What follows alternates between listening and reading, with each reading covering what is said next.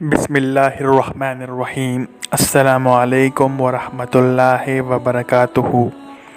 Daily Islamic information میں تمام دوستوں کو خوش آمدید کہتا ہوں۔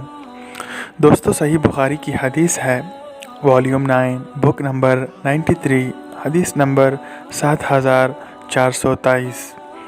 ہم سے ابراہیم بن المنذر نے بیان کیا، انہوں نے کہا مجھ سے محمد بن فلیح نے بیان کیا، انہوں نے کہا مجھ سے میرے والد نے بیان کیا، انہوں نے کہا مجھ سے ہلال نے بیان کیا، ان سے عطا بن یسار نے اور ان سے ابو ہریرہ رضی اللہ تعالیٰ عنہ نے بیان کیا کہ نبی کریم صلی اللہ علیہ وآلہ وسلم نے فرمایا، جو اللہ اور اس کے رسول پر ایمان لایا، نماز قائم کی، رمضان کے روزے رکھے، تو اللہ پر حق ہے کہ اسے جنت میں داخل کرے، خواہ اس نے ہجرت کی ہو یا وہی مقیم رہا ہو جہاں اس کی پیدائش ہوئی تھی۔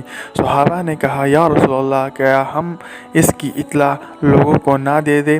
آن حضرت صلی اللہ علیہ وآلہ وسلم نے فرمایا کہ جنت میں 100 درجے ہیں جنہیں اللہ تعالیٰ نے اپنے راستے میں جہاد کرنے والوں کے لیے تیار کیا ہے۔ ہر 2 درجوں کے درمیان اتنا فاصلہ ہے جتنا آسمان و زمین کے درمیان ہے۔ پس جب تم اللہ سے سوال کرو تو فردوس کا سوال کرو، کیونکہ وہ درمیانے درجے کی جنت ہے اور بلند ترین، اور اس کے اوپر رحمان کا عرش ہے اور اسی سے جنت کی نہریں نکلتی ہے۔ جنتوں کو اور عرش کو اسی ترتیب سے تسلیم کرنا آیت الذین یؤمنون بالغیب کا تقاضا ہے۔ آمنا بما قال اللہ وقال رسولہ۔ شکریہ دوستو حدیث سننے کا۔